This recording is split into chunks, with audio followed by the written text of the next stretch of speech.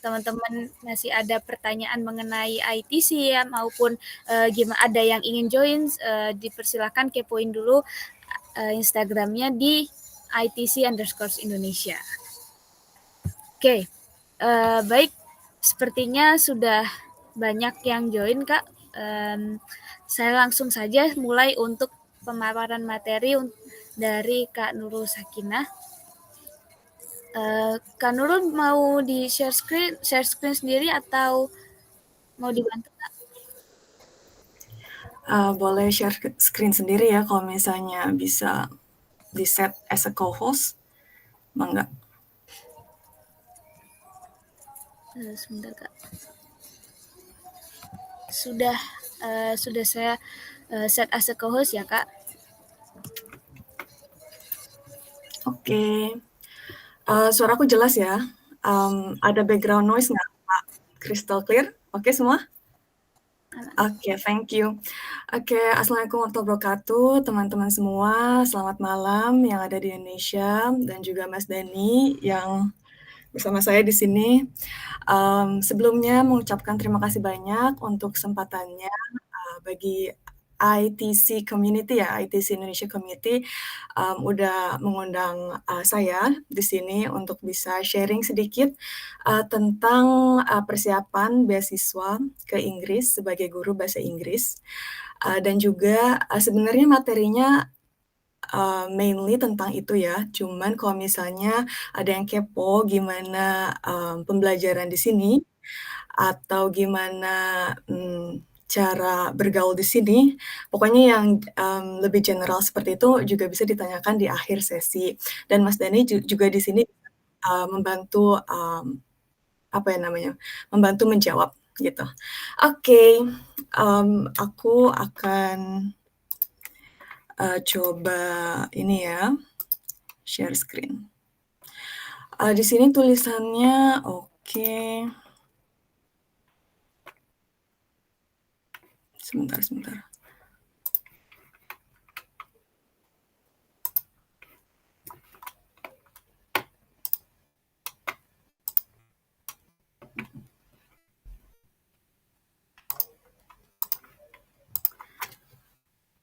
Oke, kita tes dulu. Screen-nya muncul ya? Atau masih loading? Muncul Kak. Oke, bismillahirrahmanirrahim. Kita mulai ya. Oke, ini aku jadi nggak bisa ini ya, kalau misalnya share screen tuh nggak bisa sambil lihat partisipannya ya Mas Dani ya, di Google Meet? Nggak bisa, kayaknya full screen ini. Jadi kalau bisa sih switch ke tab. Jadi nanti switch ke Google Meet, nanti bisa kelihatan partisipannya. Oke. Nggak apa-apa, kelihatan kok. Oke. Nanti aku switch aja kalau perlu aku switch. Oke, mari kita mulai. Jadi Scholarship Talk Guru Bahasa Inggris di UK. Oke, hello everyone. Kita campur-campur aja ya.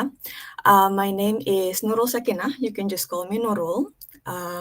And then I'm currently undergoing an MA TESOL in University of Warwick seperti yang udah disampaikan sebelumnya. Dengan bantuan biaya LPDP, alhamdulillah jadi fully funded. Kemudian terakhir ini my workplace, basisku di Cimahi, cuman kerjanya di Bandung. Di Bandung itu ada institusi bahasa Inggris, kayak tempat les bahasa Inggris gitu. Kalau misalnya ada yang asli Bandung, di sini namanya The British Institute, or in short TBI. TBI ini juga cabangnya ada di kota Jakarta, Malang, sama Bali kalau nggak salah. Jadi mungkin teman-teman yang ada di kota-kota tersebut juga mungkin tahu TBI. Oke, berikutnya. Now, let me know about you. Aku pengen tahu proporsi teman-teman di sini. For example, aku mau include teman-teman dulu nih sebelum masuk ke inti acaranya. Kalau di Google Meet bisa raise hand ya, Mas Dani kalau nggak salah. Oke, raise your hand, everyone. Coba, if you Belum dulu, Mbak Via. Oke, but testing dulu ya. Bagus. Oke, raise your hand if you nggak bisa jalan ya. Oke, bentar ya. If you are currently undergoing a scholarship selection process. Jadi ini maksudnya kalau misalnya lagi daftar beasiswa, udah masuk gitu berkasnya. Karena LPDP lagi jalan ya tahap kedua. Coba aku pengen tahu kalau misalnya teman-teman di sini ada yang lagi daftar beasiswa LPDP, boleh acungkan tangannya. Oke, ada Mas Diva kayaknya ya. Mohon maaf. Iya, Mas Diva kayaknya. Oke, Mas Diva, lagi ikut beasiswa apa, Mas? Sekarang lagi daftar. Oh ya, sebelumnya maaf nggak bisa open camp. It's okay. Lagi daftar 2, satunya LPDP, alhamdulillah kemarin lolos administrasi. Terus yang kedua lagi nunggu hasil Australia Award Scholarship. Oke, mantap. Untuk yang Australian Awards juga lagi ini ya, administration selection tahap pertama. Ini udah selesai, udah interview, jadi tinggal tunggu hasil. Bismillah. Oke. Bismillah. Next Oke, speaker. mantap. Terima kasih sharingnya, Mas Diva. Ya, Ada lagi sama-sama. teman-teman? Oke, Mas Ardiansyah, boleh open mic, lagi undergo beasiswa apa? Baik, terima kasih Mbak. Perkenalkan saya Ardiansyah dari Kota Bengkulu. Salam kenal dari Kota Bengkulu. Saat ini mendaftar beasiswa BPI. Hanya saja saat ini saya menunggu yang tahap kedua karena tahap yang pertama kemarin kita terkendala sama lamanya menerima LOE. Jadi syarat BPI utama itu adalah sudah diterima di kampus yang bersangkutan. Yang kedua, saya berharapnya kalau standar dari LPDP, saya sudah membuat akun LPDP. Hanya saja saya belum berani maksimal karena di sana harus mencantumkan IELTS. Sedangkan di tempat kita itu sangat tidak ada untuk IELTS-nya. Sedangkan untuk ITP saja di sini hanya beberapa lembaga saya yang menyediakan. Nah, adakah yang dari UK itu hanya bisa menerima TOEFL, tidak IELTS? Ada seperti Terima kasih. Oke. Udah masuk ke Q&A ya. Jadi langsung masuk Q&A ini ya. Terima kasih loh sharingnya Mas Ardiansyah ini. Mohon maaf ya Mbak. It's okay. Jadi pembelajaran juga buat teman-teman sini yang lagi nyiapin proses seleksi beasiswa gitu. Kalau misalnya ada banyak yang disiapkan, salah satunya English Proficiency Certificates. Gimana Mas Dani, kita langsung jawab apa? Satu lagi ngasih bocoran, moderator kita juga bentar lagi nyusul Kak Nurul di jurusan yang dan kampus yang sama. Rik Mas. Iya. Misal. Iya, Wah, keren. Oke, nanti jadi bisa bantu ikut sharing juga nih Mbak Kotrunada ya. Oke. Jadi gimana Mas Dani? Apakah kita langsung lanjut. Oh, jadi nanti aja? Ya, nanti aja. Nanti Miss Nada nanti bisa dicatat ya untuk pertanyaannya, nanti bisa dijawab pas sesi Q&A. Ya, Oke, nanti kita address di akhir ya Mas Ardiansyah. Don't worry. Oke, terima kasih pertanyaannya. Oke, jadi untuk yang pertama segitu aja. Nanti kalau misalnya ada yang mau sharing lagi bisa langsung di chat di komen. Oke, terima kasih. Next, raise your hand if you're preparing your scholarship application next year. Jadi sekarang masih kayak raba-raba, udah nyari informasi segala macam, tapi masih pokoknya mulainya tuh next year begitu. Oke, pertama ada Mas Ardiansyah udah ya, berarti sekarang Mbak Okta Ulfaini. Oke, boleh open mic? Beasiswa apa yang dituju, kemudian apa aja yang udah dipersiapkan? Iya, saya mau coba chevening ya, tapi chevening kan tahun ini juga ya bukannya ya, bulan August if I'm not mistaken. Dan persiapannya sih essay. Tahun lalu juga sempat daftar tapi belum rezeki. Nah, tahun ini mencoba lagi. Oke, semangat Mbak Okta. Thank you for sharing. Oke, berikutnya Mbak Vita.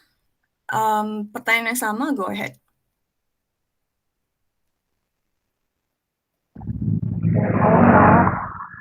Halo. Yes. Maaf, bisa answer ya, Mbak.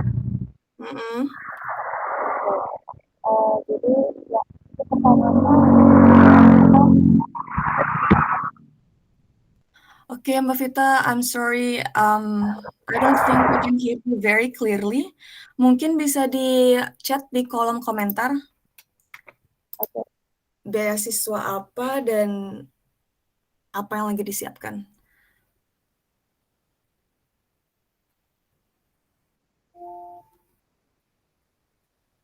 Oke, beasiswa LPDP untuk yang tahun berikutnya ya, tahap pertama mungkin ya.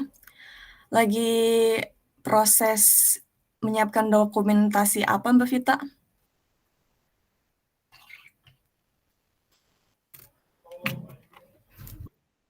Oke, lagi proses taking IELTS ya. Oke, terima kasih sharingnya. Oke, terakhir nih teman-teman, aku ada yang terakhir. Raise your hand if you have no immediate plan yet. Oke, benar-benar nggak ada plan sama sekali, masih nggak ada gambaran gitu. But you are interested in the topic, or you are interested in taking one in the future. Bisa near future, bisa far future, but it's okay, go ahead. Aku juga mau dengar dari teman-teman lainnya. Oke, kita ada Mbak Yesi. Mbak Yesi, halo. Halo. Oke, Mbak Yesi boleh sharing, sebenarnya tertarik di beasiswa apa? Kemudian rencana ngambil beasiswa itu di tahun berapa? Tahun apa? Sebenarnya sih sudah lama punya rencana, cuma memang karena sibuk ngajar gitu ya Mbak ya. Saya kan background pendidikan, tentunya kalau saya ngambil pendidikan atau psikologi gitu Mbak. Terus pinginnya itu ngambilnya di UK ataupun di Australia atau di Amerika gitulah Mbak, begitu. Cuma memang saya sudah lama belajar TOEFL dan IELTS, tapi memang belum pernah ngambil memang betul-betul ujiannya begitu, karena masih ragu begitu Mbak. Oke. Memang memungkinkan tahun depan sih gitu. Oke.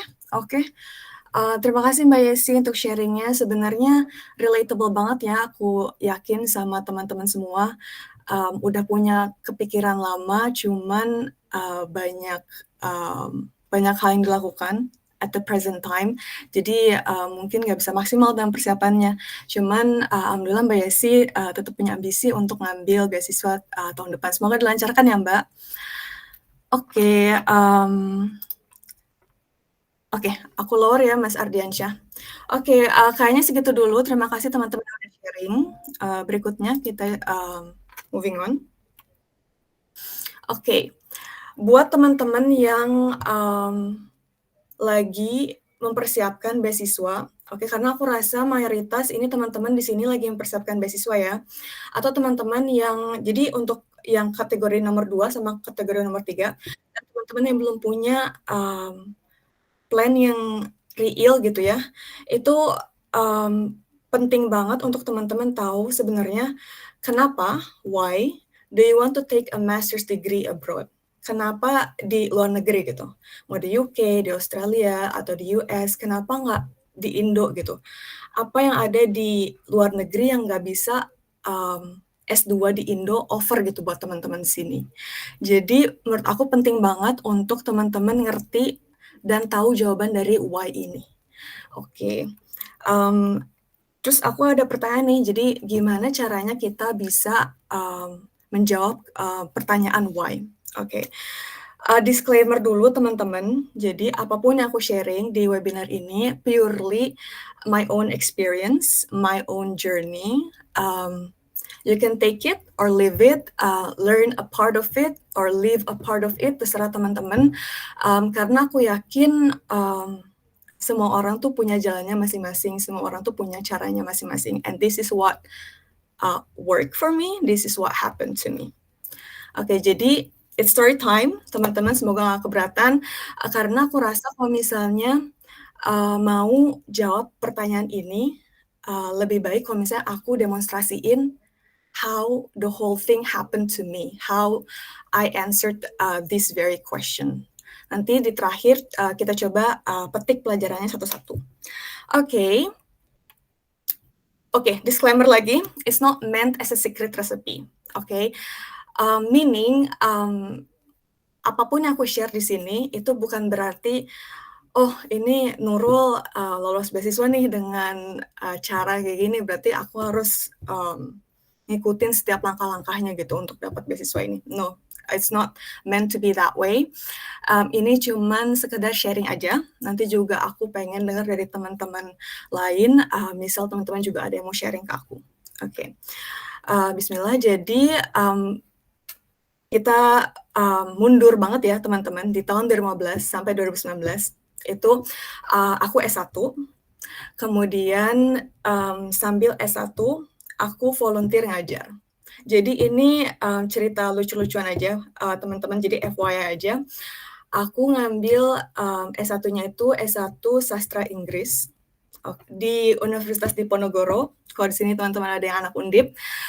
Kemudian pada saat itu alasan aku ngambil S1 Sastra Inggris itu karena aku suka bahasa Inggris, cuman aku nggak pengen ngajar gitu.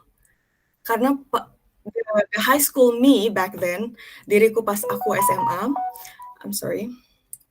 itu ngertinya aku suka bahasa Inggris, cuman aku nggak bisa ngajar gitu. Aku rasa aku nggak punya talent untuk ngajar gitu. Maka dari itu aku ngambilnya sastra Inggris karena masih menggunakan bahasa Inggris walaupun medianya itu sastra gitu. Jadi cukup beda. But it didn't matter. Oke, kemudian karena aku enjoy banget sama kuliahku, aku punya banyak banget waktu luang gitu, istilahnya. Dan waktu luangnya itu aku pakai untuk volunteer ngajar.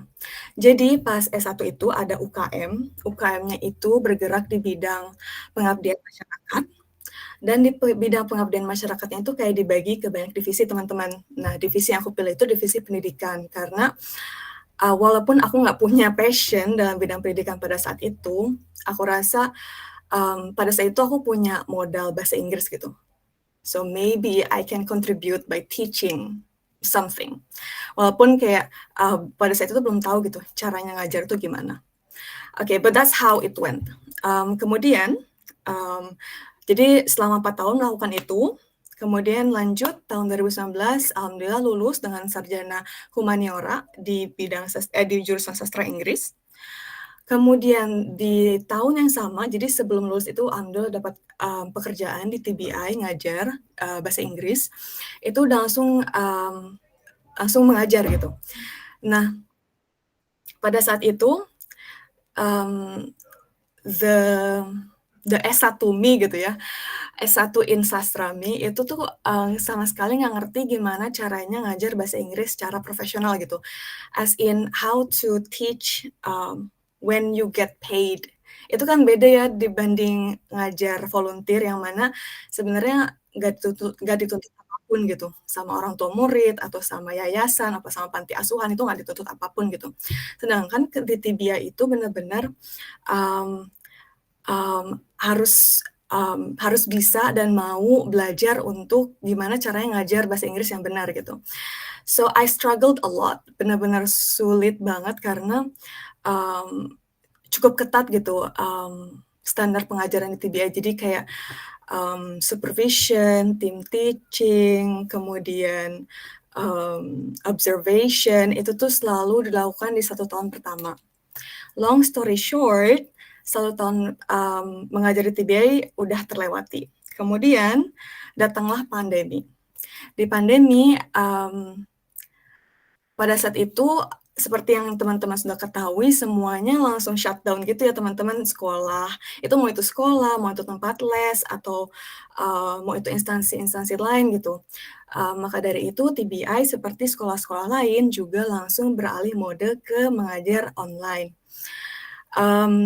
Walaupun ada banyak adaptasi, cuman pada saat itu aku menemukan banyak waktu luang yang ada gitu di tangan aku gitu. And I didn't know what to do with the free time gitu. Dan aku cukup bosen gitu kalau misalnya kerjaanku tuh cuma ngajar kelas online gitu. Karena kan pada saat itu nggak bisa kemana-mana ya. Jadi pada tahun 2020, tahun yang sama, aku nemuin komunitas 1 Jam Seribu Mimpi. Jadi komunitas 1 Jam Seribu Mimpi ini, kalau misalnya teman-teman di sini ada yang tahu, atau mungkin nggak tahu, bisa dicek di Instagram kita @1jam1000mimpi. Itu komunitas yang didirikan oleh awardee LPDP yang udah agak lama ya, tahun 2010-an kalau nggak salah, founder-foundernya itu. Itu mereka ngediriin komunitas ini untuk dijadikan tempat belajar online gratis selama 1 jam setiap minggunya, yang mana pengajar-pengajarnya itu atau volunteer teacher-nya itu adalah awardee LPDP sendiri gitu pada saat itu pas pertama mereka launching gitu. Dan gimana caranya mereka dapat para pengajar volunteer ini, mereka kalau misalnya teman-teman ada yang belum pada ini ya, oke, so sorry. Jadi teman-teman kalau misalnya nanti teman-teman udah keterima beasiswa LPDP, alhamdulillah, atau beasiswa lainnya aku kurang tahu, tapi kalau untuk LPDP sendiri kita punya mailing list teman-teman. Jadi kayak kita dikasih kita daftarin email kita, kemudian nanti kita dimasukin ke grup email nya LPDP gitu. Jadi kita bisa saling reach out ke teman-teman LPDP lain gitu, dan teman-teman LPDP lain juga bisa reach out ke kita gitu. Selama kita posting volunteer teacher wanted for 1 Jam Seribu Mimpi, for example, terus nanti kita dapat semua award di LPDP, mau itu dari tahun berapapun, itu akan dapat email itu. Kemudian kalau misalnya mereka tertarik, mereka bisa klik emailnya dan juga baca informasinya, begitu ya. Oke, jadi singkatnya aku join di 1 Jam Seribu Mimpi di batch berikutnya, karena di batch pertama itu mereka masih eksklusif award di LPDP gitu ya. Tapi di batch berikutnya mereka nyadar gitu kalau misalnya banyak banget orang Indonesia yang mau belajar bahasa Inggris gitu secara online gitu, karena kan pandemi dan mereka terbatas secara resources gitu, apapun resources tersebut, maka dari itu mereka semangat gitu untuk belajar bahasa Inggris gratis gitu. Maka dari itu mereka lebih banyak rekrut pengajar-pengajar siapapun gitu, jadi nggak perlu lagi gitu jadi award di LPDP. Begitu. Jadi aku daftar di batch kedua. Kemudian menariknya banget di sini, founder 1 Jam Seribu Mimpi ini itu nggak ada yang background-nya pendidikan bahasa Inggris. Cuman mereka ini punya a very strong passion in contributing to the country. Jadi mereka ngerasa, aku bisa bahasa Inggris nih, jadi kayak yaudah deh aku ngajar pas lagi pandemi gitu. Nah karena mereka nggak ada yang punya background pendidikan bahasa Inggris, dan to be honest, I didn't too gitu. Aku kan juga nggak punya background pendidikan bahasa Inggris kan, cuman kan aku seenggaknya guru bahasa Inggris gitu. Jadi kayak at that time I already knew a little bit of how to teach English properly. Sedangkan founder-founder ini bahkan nggak ada yang guru bahasa Inggris gitu. Mereka ada yang dokter, mereka ada yang entrepreneur gitu. Jadi bukan guru bahasa Inggris. Nah pada saat itu karena melihat kondisinya banyak banget yang tertarik gitu, dan banyak banget yang harus dipikirkan gitu, mulai dari kurikulum, materi, silabus, kemudian evaluation, itu karena nggak ada semua, aku volunteer untuk handle all of those things gitu. Gitu jadi ceritanya. Kemudian karena kewalahan, karena semakin banyak yang mau daftar jadi guru dan juga murid, akhirnya aku rekrut teman-teman aku dari TBI yang sekiranya mau bantu aku ngembangin 1 Jam Seribu Mimpi. Kemudian mereka mau tuh akhirnya sama-sama kita mengembangkan 1 Jam Seribu Mimpi menjadi organisasi yang seperti sekarang ini begitu. Kemudian menariknya lagi di sini, I did a lot of things for 1 Jam Seribu Mimpi, tapi yang paling menarik buat aku adalah melalui 1 Jam Seribu Mimpi, aku nggak hanya bisa meneruskan passion aku untuk mengajar bahasa Inggris secara gratis, tetapi juga ketemu teman-teman guru bahasa Inggris di sekolah-sekolah lain, kemudian ketemu juga mahasiswa S1 pendidikan bahasa Inggris di kota-kota lain.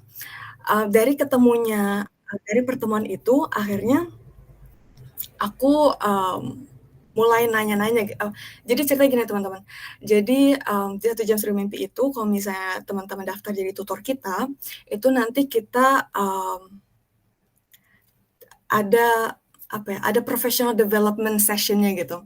Jadi di professional development session-nya itu ada yang namanya evaluation session, atau bukan evaluation, jadi sebenarnya kayak informal get together gitu, di mana di pertengahan program aku dan teman-teman TBI lain kayak memfasilitasi teman-teman yang ngajar secara volunteer untuk datang ke kita, kemudian ceritain gimana pengalaman ngajarnya selama ini, terus apakah ada yang mau ditanyakan, apakah ada yang mau nanya misal gimana cara yang ngajar IELTS, atau gimana caranya menghadapi murid yang seperti ini. Itu jadi kayak sharing session gitu teman-teman. Nah dari sharing session itu aku banyak banget belajar dari teman-teman yang terutama emang merupakan guru bahasa Inggris atau teman-teman yang lagi ngambil S1 pendidikan bahasa Inggris gitu. Nah, kemudian teman-teman ini bilang ke aku kalau misalnya mereka merasa terbantu dari informal session ini gitu, di mana mereka bisa reach out ke kita untuk nanya-nanya dan kayak sharing masalah mereka gitu. Kemudian dari situ aku nemuin hal yang pengen aku ulik gitu dari situ tuh. Jadi kayak terutama dari teman-teman yang lagi S1 pendidikan bahasa Inggris pada saat itu, mereka bilang kalau misalnya mereka belajar di universitas selama 4 tahun dapatnya ini gitu. Kemudian tapi di prakteknya mereka kesulitan untuk melakukan itu gitu misal gitu. Nah dari situ aku jadi tertarik untuk membantu teman-teman yang lagi S1 pendidikan bahasa Inggris ini nih. Nah dari situ akhirnya aku mikir gitu kayak gimana caranya bisa ngakses anak-anak S1 pendidikan bahasa Inggris di Indonesia gitu. It's a very simple question for a simple answer. Jadi kan salah satunya cara dengan akhirnya misalnya aku terjun ke dunia higher education gitu, atau misalnya dunia universitas gitu. Jadi bukan lagi ada di bidang les bahasa Inggris gitu. Nah, dari situlah muncul impianku untuk menjadi dosen gitu, karena aku pengen membantu address the gap between the theory and the practice in the English language teaching field in Indonesia gitu. Jadi aku passionnya, jadi tiba-tiba passionnya tuh langsung ke discover di situ teman-teman. Jadi pengen jadi dosen, pengen bantu ngajar di S1 pendidikan bahasa Inggris, itu semoga bisa bantu develop our future English teachers.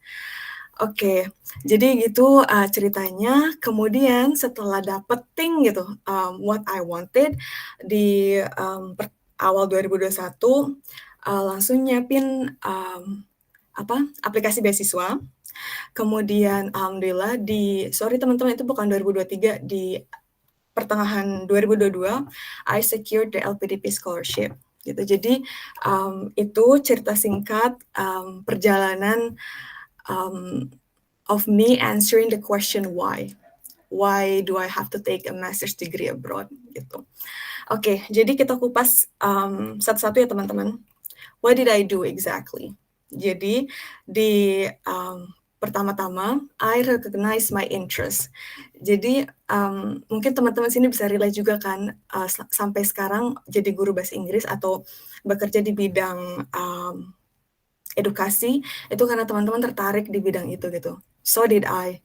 Jadi aku pada saat itu tertarik di bahasa Inggris, kemudian mencari cara untuk bisa channeling my interest. Maka dari itu I started doing volunteer teaching pas lagi S1. Oke, kemudian skip ke 2019, I chose a career path close to my interest.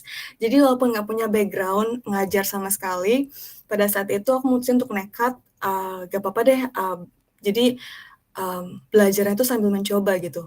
Nah pada saat itu akhirnya aku langsung nyari lowongan kerja guru bahasa Inggris di tempatku, Cimahi dan Bandung, begitu. Kemudian pas pandemi itu datang, I still found a way to keep my interest gitu. Walaupun emang di TB aku itu jatuhnya mengajar, dan mengajar bahasa Inggris yang mana is my passion, but then pada saat itu kayak aku pengen volunteer gitu. Jadi kayak beda gitu feel-nya ketika teaching as a job and teaching voluntarily. For me it's different. Jadi maka dari itu aku walaupun kayak jadi guru bahasa Inggris full time, tapi tetap nyari cara gimana volunteer ngajar bahasa Inggris di tempat lain gitu. Nah, and I'm very glad I did that because kalau misalnya aku nggak mutusin untuk melakukan ini nih, step ketiga ini, mungkin aku nggak nemuin alasan kenapa aku mau, kenapa aku harus S2 di luar negeri, begitu. Jadi semoga teman-teman juga bisa sedikit-sedikit menemukan your why gitu, atau mungkin yang sudah menemukan your why, it's good, that's good for you. Oke, berikutnya jadi oke, ini menarik banget. Jadi teman-teman, walaupun I have found my why in 1 jam Sri Mimpi pada tahun 2020, seperti yang teman-teman lihat sendiri, aku ada gap di antara tahun 2021 sampai pertengahan tahun 2022 gitu. Jadi ada gap, jadi nggak langsung lolos gitu walaupun udah ngerti kenapa mau S2 gitu di luar negeri. Dan ini adalah saat dimana I really discovered a bigger why. Oke, jadi aku take away-nya dari aku adalah, menurutku pribadi, tahu kenapa mau lanjut ke S2 itu sebenarnya nggak cukup. Harus lebih spesifik lagi. Jadi kenapa harus S2 di jurusan A gitu, dan kemudian kenapa harus di negara B gitu. Kenapa nggak bisa di jurusan C dan kenapa nggak bisa di negara D begitu. Itu aku temukan pas terus-terusan gagal di tahun 2021. Jadi tahun 2021 itu aku gagal LPDP 2 kali, kemudian gagal Chevening 1 kali, kemudian gagal Australian Award 1 kali. Jadi sekitar berapa itu ya? 4 kali gagal. Oke, disitulah aku benar-benar ngerti kenapa harus ngambil MA TESOL, dan kenapa di kenapa di UK dan kenapa di Warwick, dan kenapa nggak bisa di negara atau di program lainnya, begitu. Jadi ini penting banget juga ya teman-teman, the bigger why. Oke, jadi semoga it has become very clear from my story and my takeaways, gimana caranya aku bisa answering the question why. Tapi sebenarnya simpelnya adalah teman-teman, to learn from your failures seperti yang tadi aku bilang, oke? Dan juga to know what you want to achieve. Oke, jadi kalau misalnya teman-teman pengen tahu cara paling cepat untuk dapetin the answer to the question why, itu tuh benar-benar tahu apa yang sebenarnya teman-teman pengen gapai di hidupnya teman-teman gitu. Begitu, dan bagaimana caranya S2 dapat membantu teman-teman untuk menggapai mimpi teman-teman. Oke, sebenarnya mungkin untuk slide ini seperti itu ya. Berikutnya, what? Jadi, let's say teman-teman udah nemuin the answer to the question why and the bigger why gitu. Jadi semua aspek dari why itu tuh udah terdiscover gitu. Berikutnya adalah what program to take to help you achieve your dream gitu. Karena seperti yang tadi teman-teman udah share, beberapa teman-teman ada yang tertarik untuk ngambil education and psychology. Mungkin tadi Mbak Yulis kali ya. Maaf kalau misalnya aku salah nama. Itu menandakan bahwa banyak banget sebenarnya program yang bisa guru bahasa Inggris daftarkan gitu kan. Jadi bukan hanya di program yang aku sama Mas Daniel lagi ambil ini sekarang gitu. Jadi programs yang closely related to our career path itu tentu aja pertama TESOL, karena this is the program that I know the most, teaching English to speakers of other languages.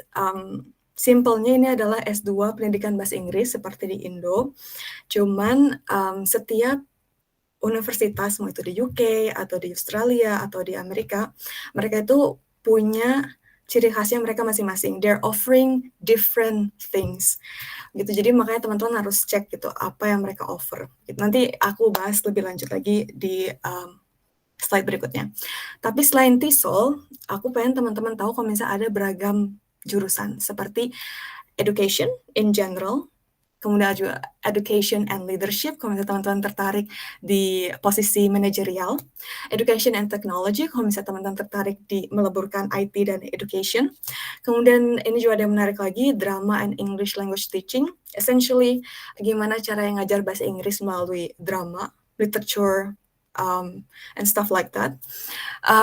Dan banyak lagi. Jadi kalau misalnya teman-teman ada yang tahu nih, ada program-program lain yang closely related dengan profesi kita, itu teman-teman juga bisa share di kolom komentar sama biar teman-teman yang lain bisa lihat. Oke. Nah, ini pertanyaan berikutnya. How to know whether the program is offering what we need? Remember, teman-teman udah tahu nih why you want to take a master's degree abroad gitu. Nah, kemudian program seperti apa lagi-lagi yang bisa menunjang mimpi kita gitu.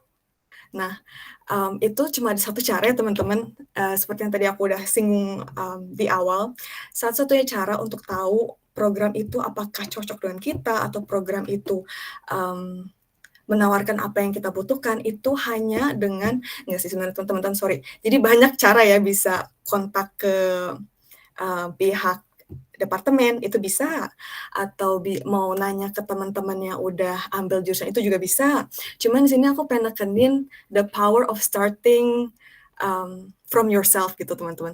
Nah itu menurut aku the power of reading by yourself itu benar-benar top banget, karena dengan teman-teman ngakses informasi-informasi itu sendiri, itu teman-teman jadi sangat paham gitu. Jadi yang paham sendiri gitu. Karena kalau misalnya dengar dari orang lain atau misalnya nunggu direspon sama pihak universitasnya, itu teman-teman itu dapat second opinion gitu. Tapi kalau misalnya teman-teman dive in di webpage-nya sendiri gitu dan menelusuri setiap link-linknya, itu teman-teman akan you'll become the master of the information.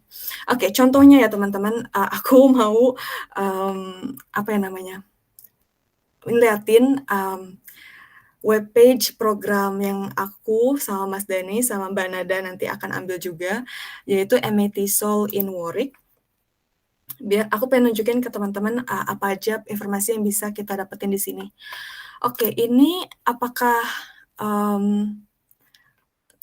muncul share screen-nya yang baru? Belum? Coba share entire screen. Share entire screen. Oke, hang on ya.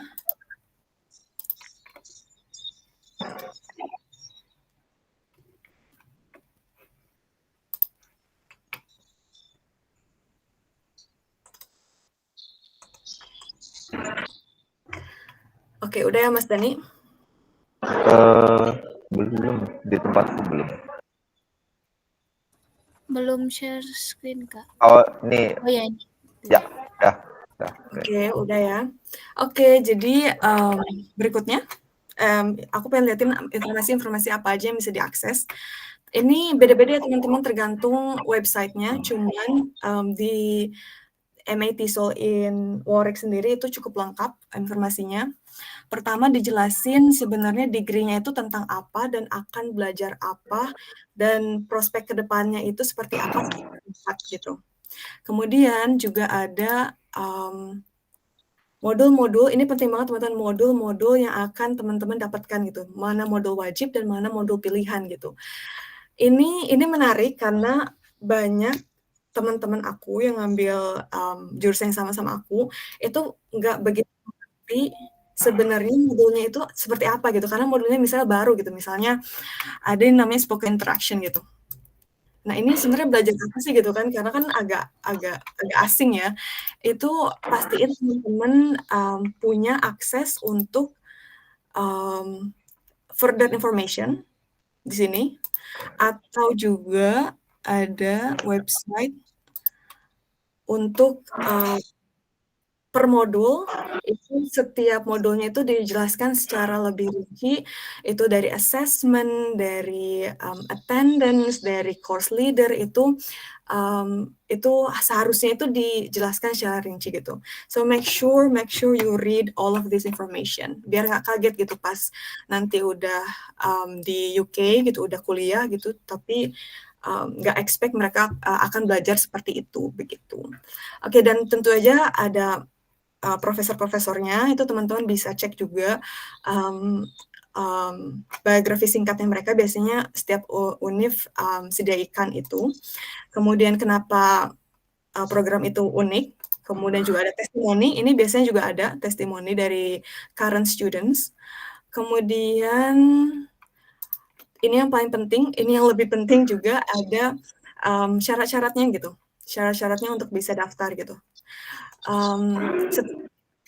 Ini penting banget teman-teman, karena kalau misalnya teman-teman daftar LPDP dan daftar univ gitu, jadi harus baiknya tuh inline gitu. Kalau misalnya LPDP require IELTS minimal gitu 6 gitu untuk luar negeri gitu. Cuman misalnya jurusan yang teman-teman incar itu requirement IELTS-nya tuh 5.5 gitu.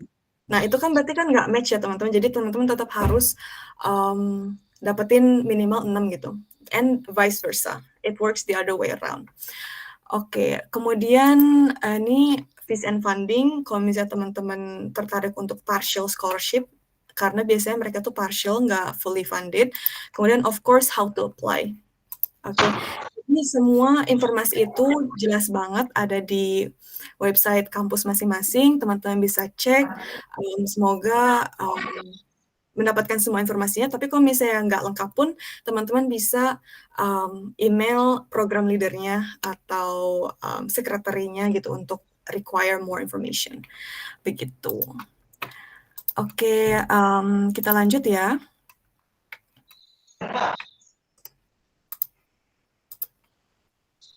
Okay, so this is done.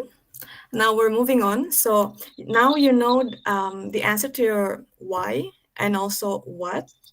Next, where. Jadi gimana di mana gitu, where to take the SAID program gitu. There's no easy way teman-teman, you have to do your research. Ini kalau misalnya teman-teman notice, ini tipsnya itu akan sama throughout or similar throughout the talk, karena emang the very first step that you have to do is to do your research.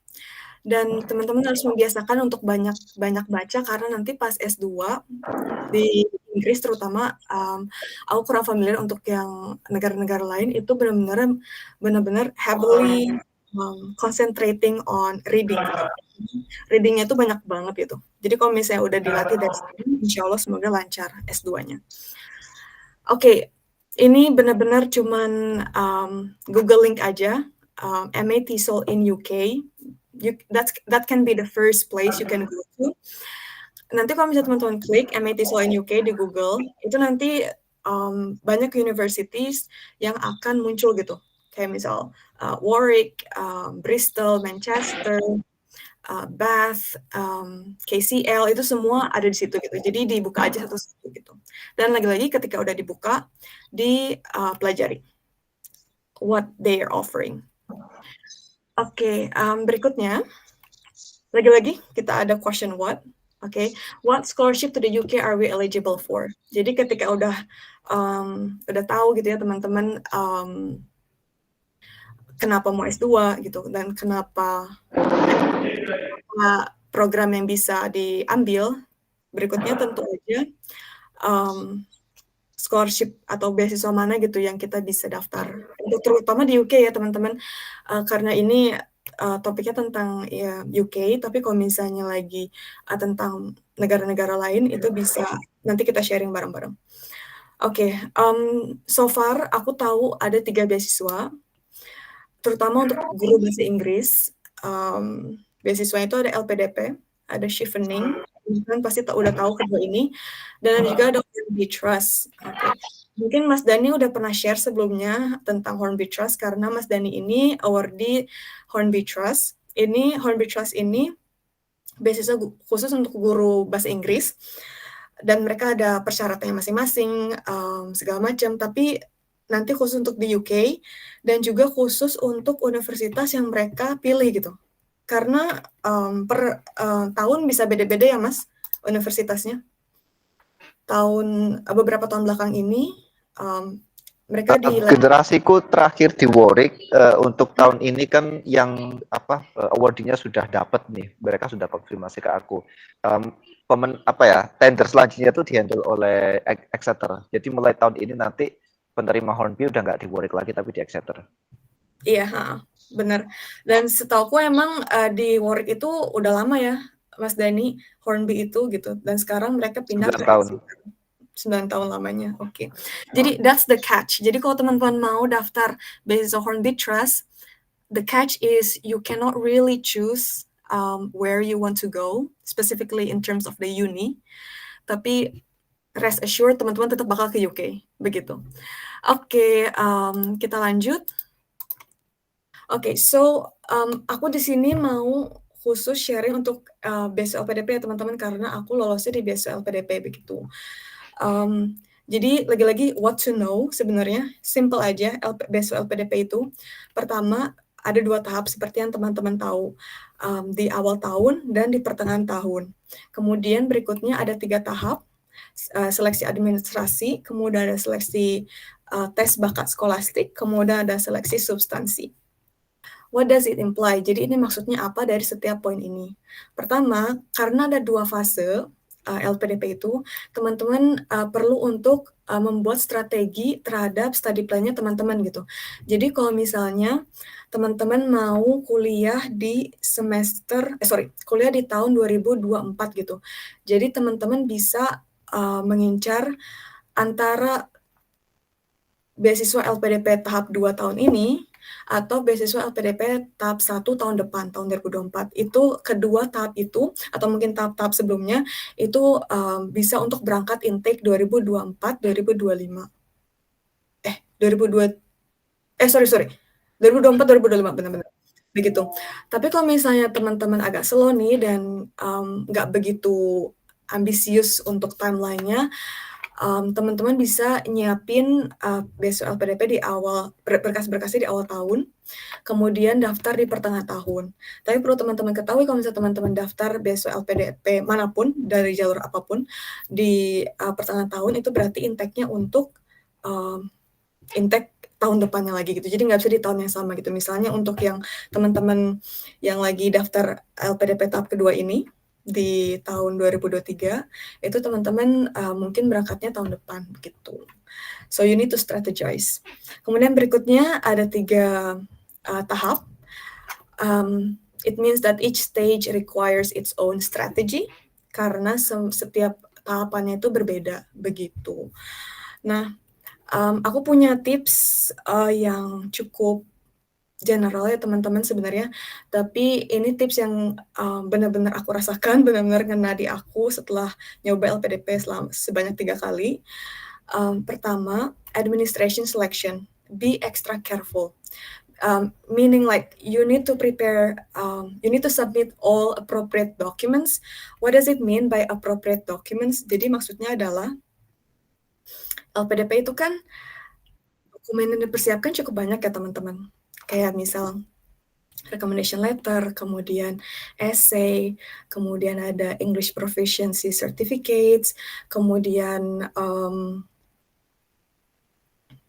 apa lagi ya? Oke, cukup banyak mungkin ya. Essay, I've mentioned that.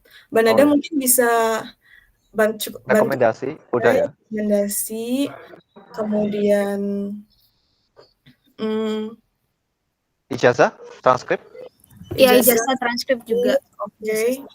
Jadi banyak banget yang harus disiapkan. Kemudian what it meant by appropriate documents itu adalah tanggal-tanggalnya gitu teman-teman, terutama recommendation letter sama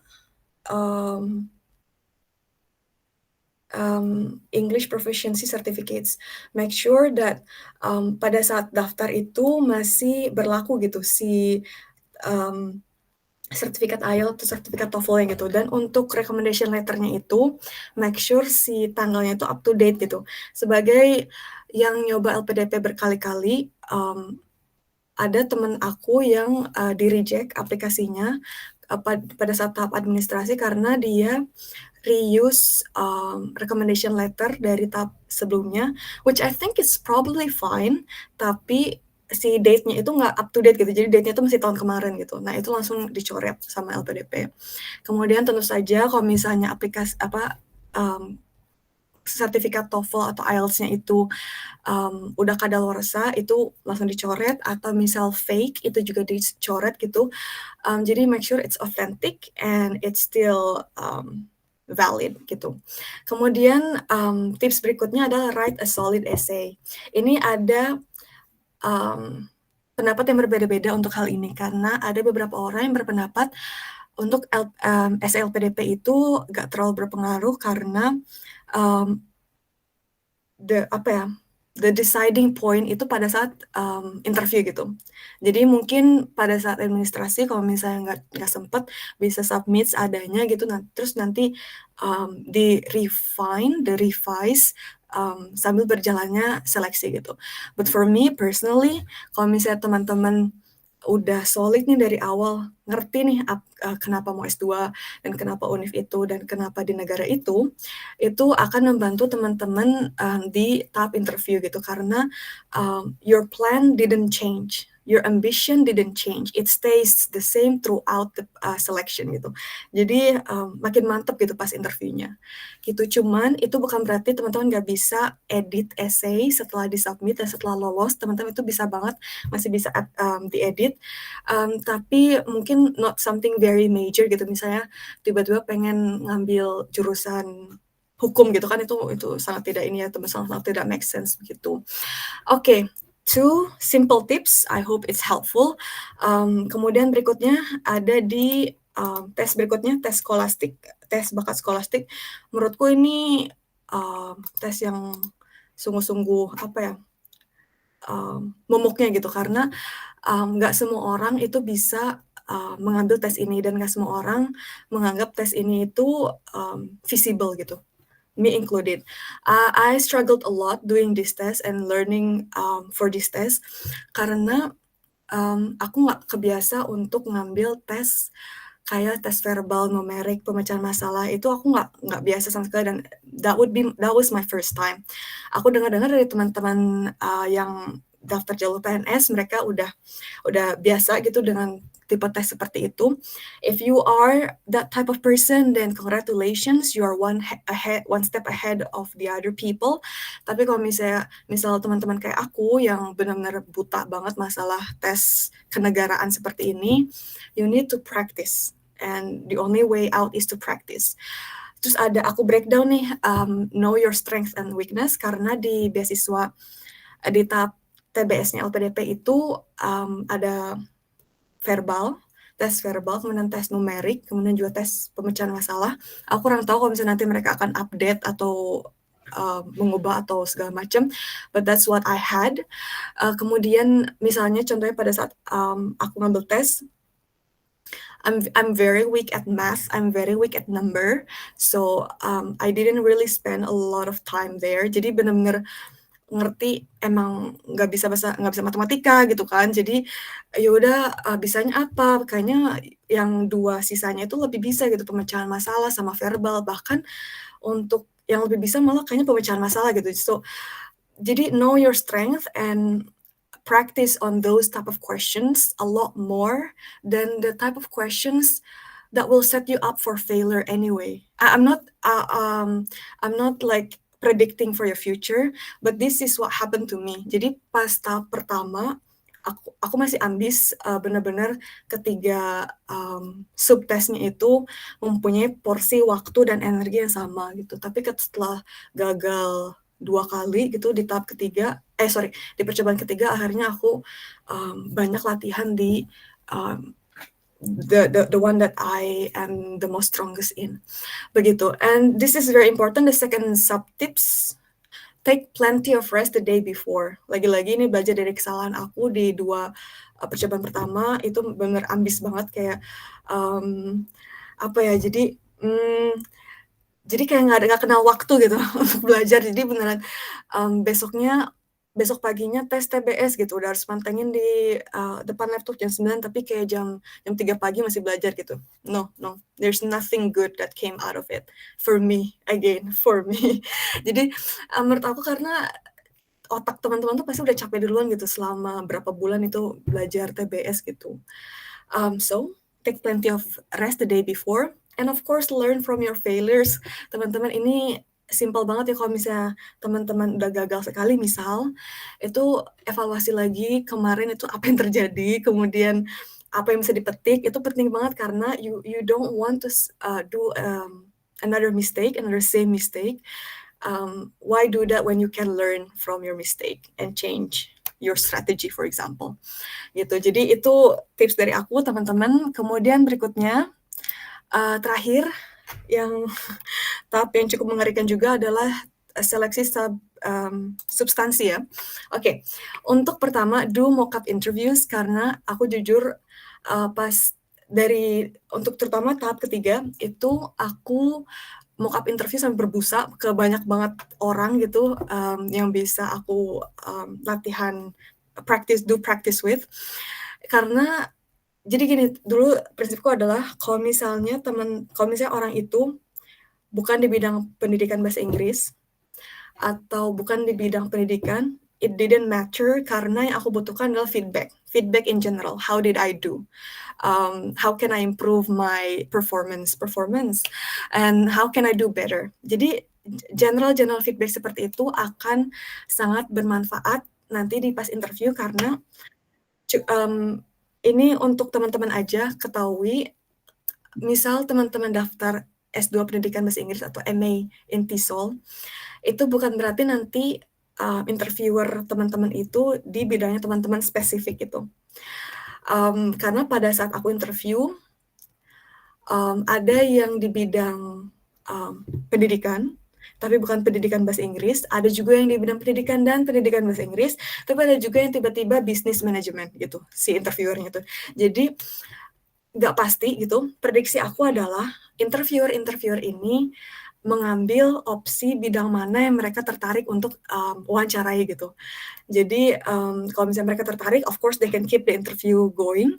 Maka dari itu, be prepared for that. Kalau misalnya ada terminologi yang sekiranya orang di bidang itu nggak akan ngerti, of course teman-teman harus latihan gimana caranya ngejawab pertanyaan untuk yang datangnya dari orang awam gitu. Oke, orang awam tapi udah profesor gitu ya teman-teman, jadi tetap pinter, jangan salah kira. Oke, berikutnya, be yourself during the interview. This is very important, karena terutama apalagi teman-teman itu misal gagal terus atau belum rezekinya terus gitu, itu teman-teman akan susah untuk keep up apabila teman-teman mempresentasikan diri teman-teman yang berbeda di setiap beasiswa atau di setiap interview. Misal kayak di LPDP gitu misalnya, teman-teman ambisius gitu, menunjukkan keambisiusan itu dalam interview gitu. Tapi di interview chevening gitu, misal kayak tiba-tiba personality-nya beda lagi gitu, the you that you're bringing to the table is different gitu. Itu kan sungguh-sungguh melelahkan ya teman-teman, karena aku tahu ada beberapa orang yang seperti ini. Jadi saranku adalah be yourself, karena ketika teman-teman menjadi dirinya teman-teman sendiri apa adanya, itu mau pertanyaannya out of the blue apapun, itu teman-teman akan siap gitu, because the answers come within you and you know the answer gitu. Oke, mungkin tips-tipsnya itu cukup general. Aku pengen banyak ngabisin waktunya juga di Q&A atau sharing-sharing, karena I believe in the power of discussing, collaborating, and share information. Jadi mungkin the remaining time kita bisa diskusi, kita bisa ngobrol, apapun yang teman-teman ingin tanyakan, bisa ditanyakan, sebatas kemampuanku sebagai award di LPDP yang masih melanjutkan studinya, dan juga mungkin ada Mas Dani award di beasiswa lain, itu juga bisa dibantu, atau mungkin Mbak Nada yang udah secure the LPDP scholarship herself as well. Oke, jadi mungkin sekian Mbak Nada, Mas Dani, saya kembalikan. Okay, sebelumnya give it applause untuk Kak Nurul. Thank you very much for this really rich information related to LPDP scholarship as well as continuing your study abroad in the UK. Okay, untuk agenda berikutnya yaitu sharing session and Q&A. Untuk teman-teman yang ingin bertanya, mungkin saya buka termin 1 dulu, silakan raise hand. I think I'm going to choose 3 pertanyaan dulu, nanti kalau misalnya masih ada yang ingin bertanya, nanti saya buka termin selanjutnya. Ya, itu sudah ada yang raise hand ya, Kak Wiwin. Kak Wiwin silahkan mau on mic atau mau diketik pertanyaannya, monggo. Halo Kak Wiwin.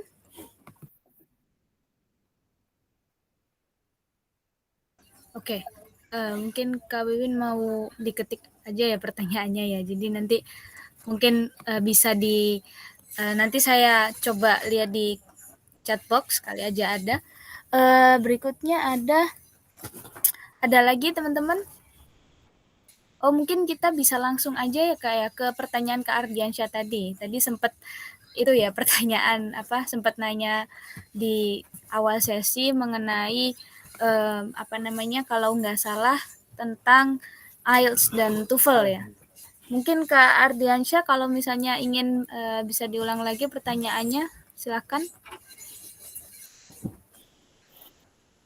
Apakah Kak Ardiansyah masih bareng sama kita? Oke. Ya. Mungkin Kak Ardiansyah lagi ada problem with his internet connection.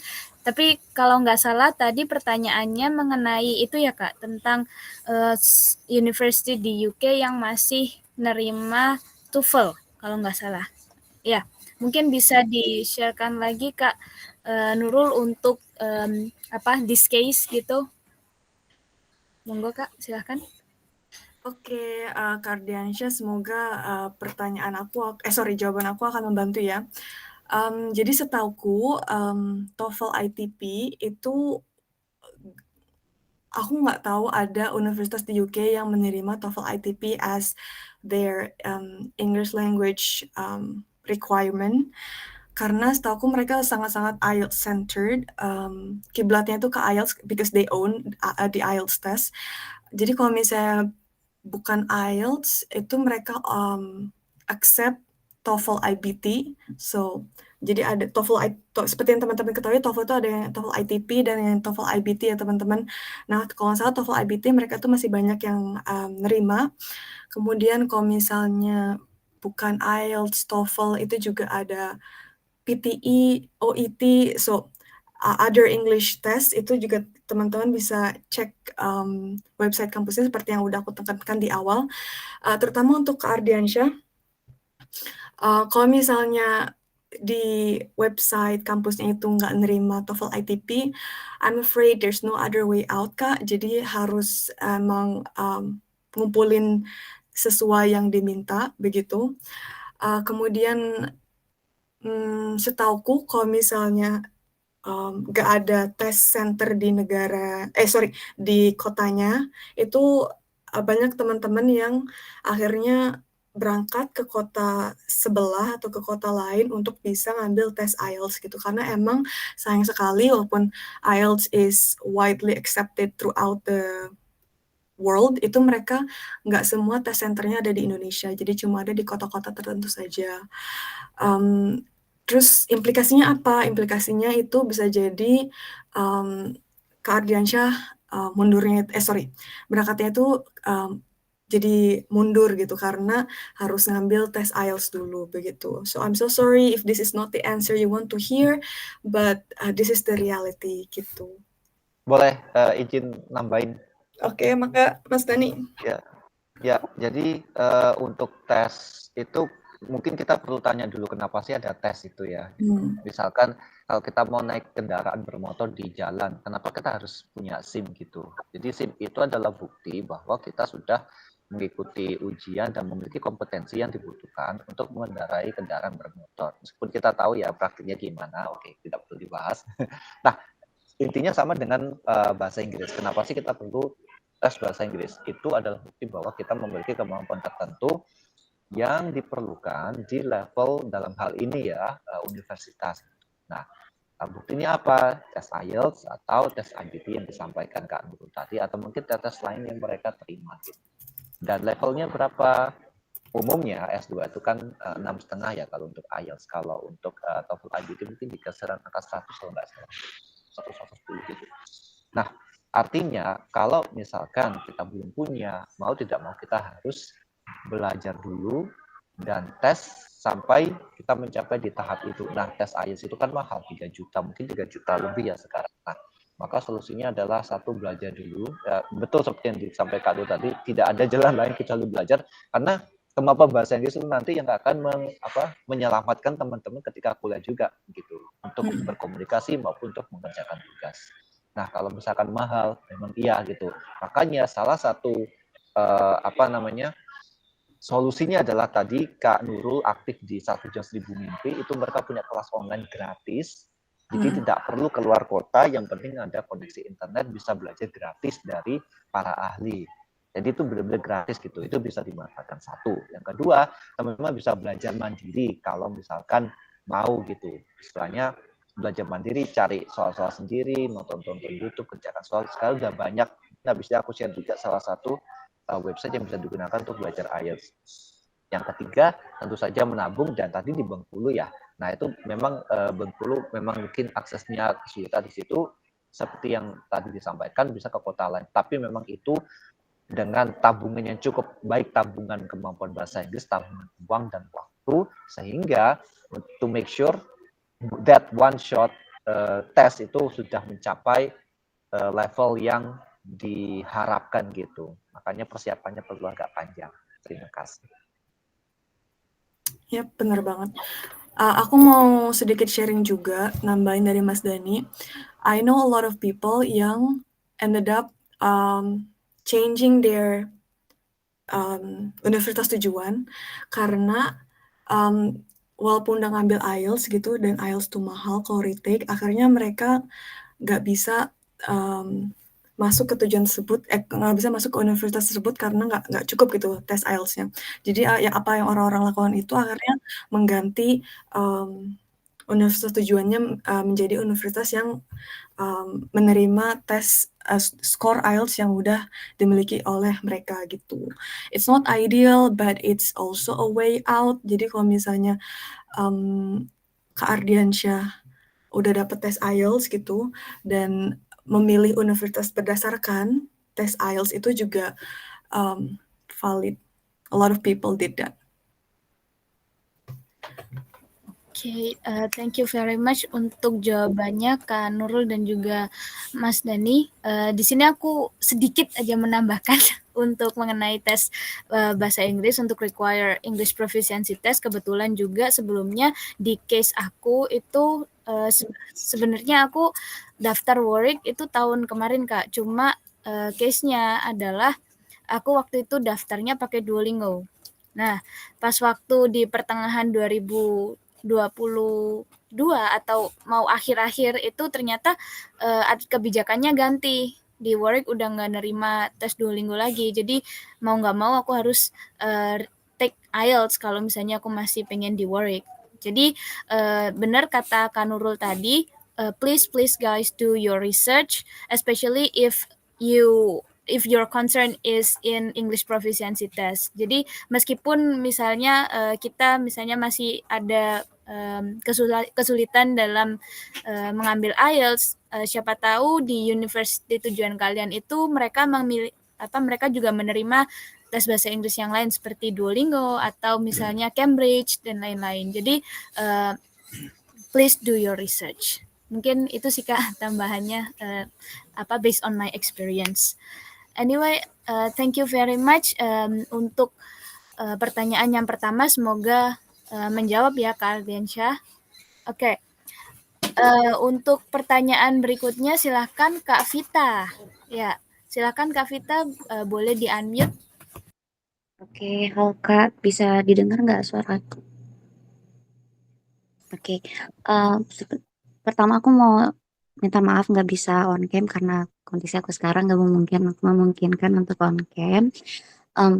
Aku mau nanya soal gini, mau minta tips aja sih lebih tepatnya kan untuk kayak contohnya misalnya aku nggak ada background sastra Inggris, pendidikan bahasa Inggris nggak ada sama sekali gitu kan. Jadi kalau misalnya mungkin untuk orang-orang yang punya background sastra atau pendidikan bahasa Inggris dan mereka take ujian IELTS atau TOEFL, ya bisa dibilang mereka udah ada dasar lah, misalnya mungkin 60 atau 70%.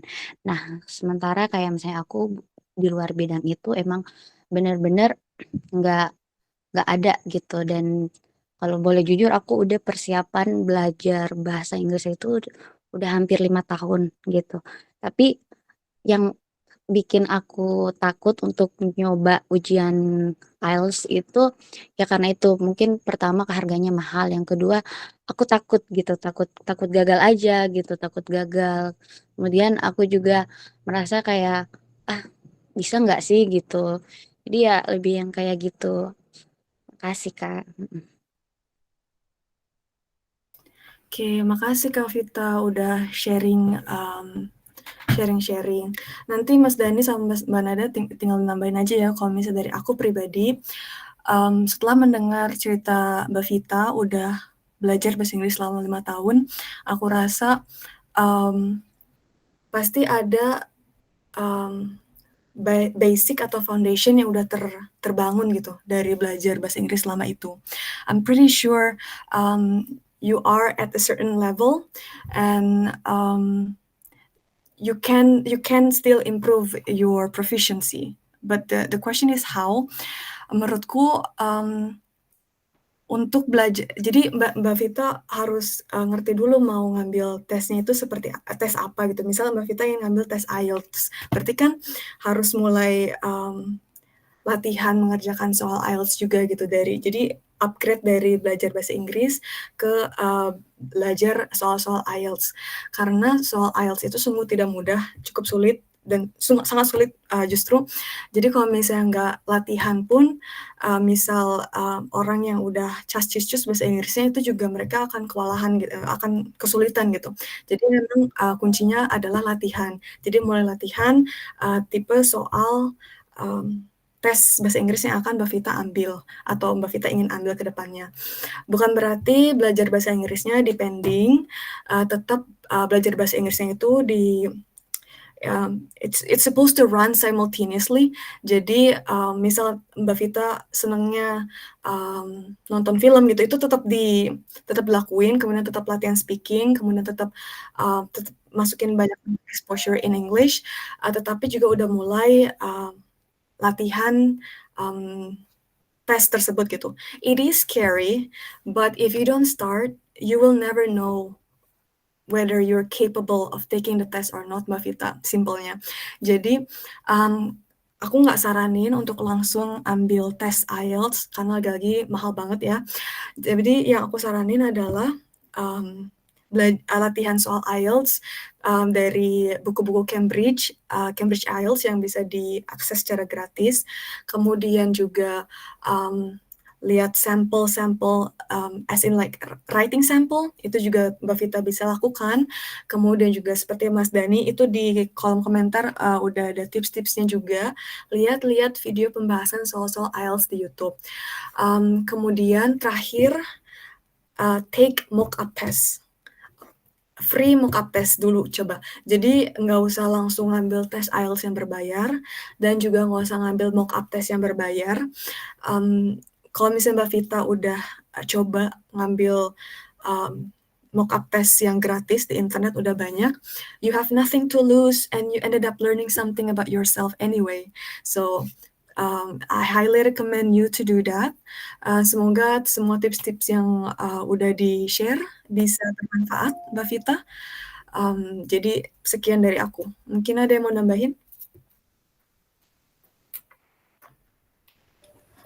nambahin dikit aja sih Kak. Jadi untuk belajar IELTS itu memang I know the struggle. Tapi di sini mungkin kita bisa fokus ke our weakness dulu gitu. Jadi benar kata Kak Nurul, kita harus tahu weaknessnya kita itu di skill mana. Terus habis itu try to work on it and then slowly move to another skills. Jadi untuk menghemat waktu juga.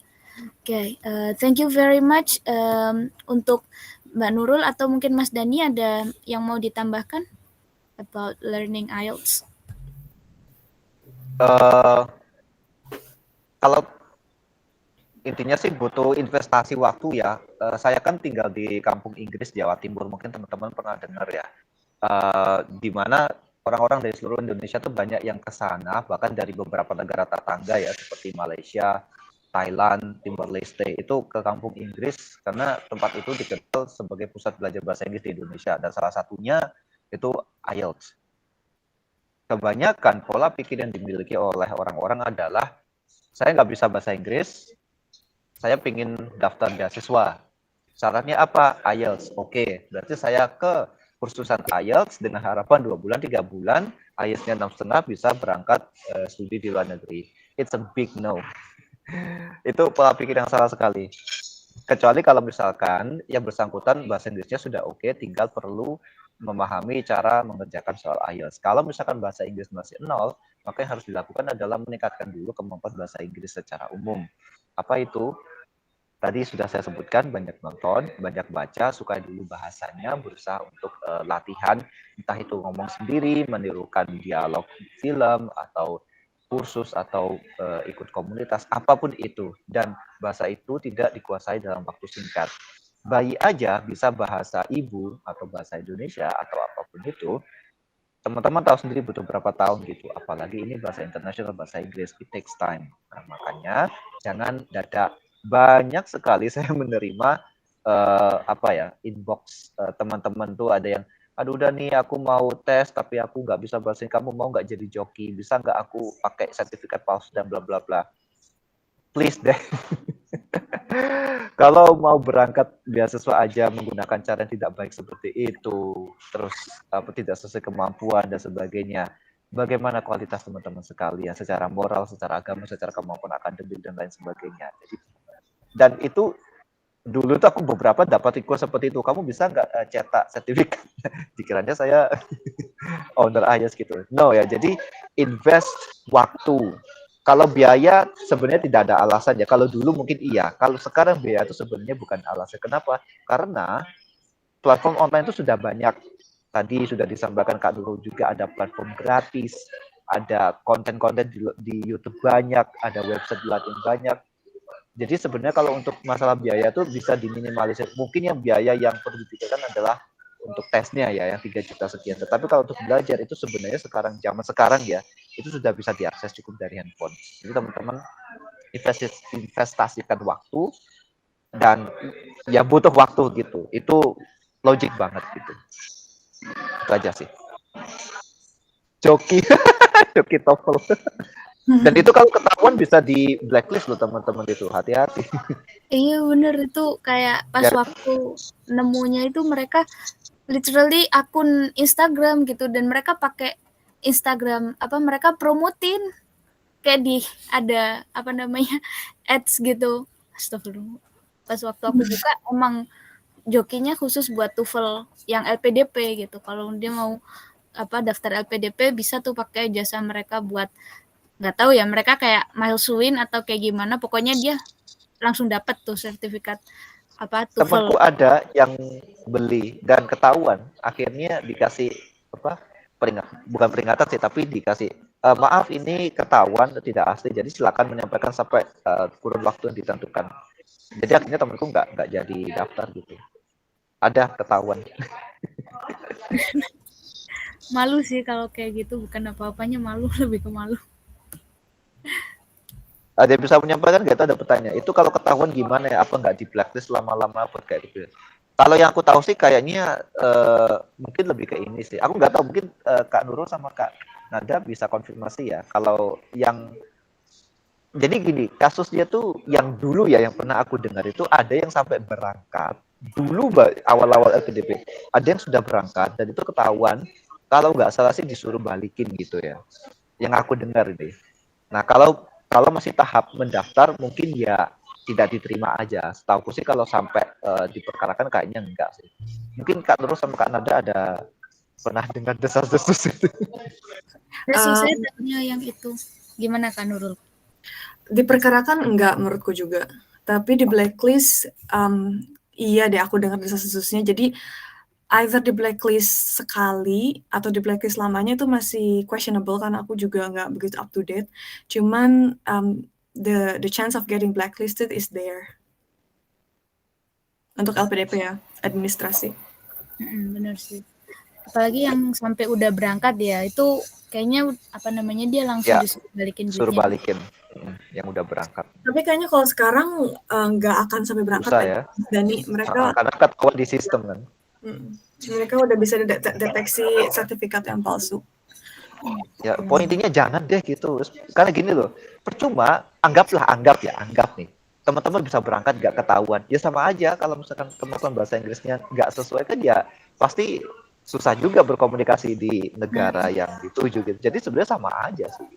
Iya teman-teman mau sharing juga ya, S2 di UK itu very very challenging, terutama buat aku pribadi. It requires like a lot of cognitive and mental work. Bayangin kalau misalnya udah challenge-nya tuh segitu banyak, challenge-nya itu segitu tinggi, tapi kemampuan bahasanya untuk memahami materi atau mengkomunikasikan kesulitan teman-teman untuk memahami materi, let's say itu nggak ada, itu yang kesulitan pun teman-teman sendiri. Jadi I say take your time to practice the language. How seperti yang udah dibilangin Mas Dani sebelum-sebelumnya. It's very recommended to do that instead of rushing. Begitu. Yes, benar-benar. Wah, thank you so much Kak Nurul sama Kak Dani untuk insight-nya. Jadi emang yang paling benar teman-teman karena namanya juga beasiswa itu kan apa namanya susah. Kalau nggak susah semua orang bisa dapat gitu ya.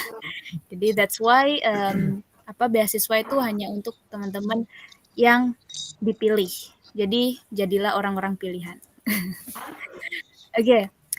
Apakah masih ada yang ingin bertanya teman-teman mengenai beasiswa LPDP ataupun lanjut studi di UK, especially MA in TESOL? Mungkin bisa raise hand atau kalau ingin nulis di chat box dipersilahkan. Ya. Tapi kalau boleh tahu Kak Nurul, kalau misalnya di Warwick ya, mungkin pernah pengalaman Kak Nurul sama Mas Dani kan, since both of you are in the same university. Kira-kira untuk challenge terbesar dalam lanjut S2 itu apa sih Kak? Gitu. Mungkin bisa dimulai dari Kak Nurul terlebih dahulu ya. Ini udah senyum-senyum sepertinya senyum bahagia atau gimana nih? Monggo silakan Kak Nurul dulu.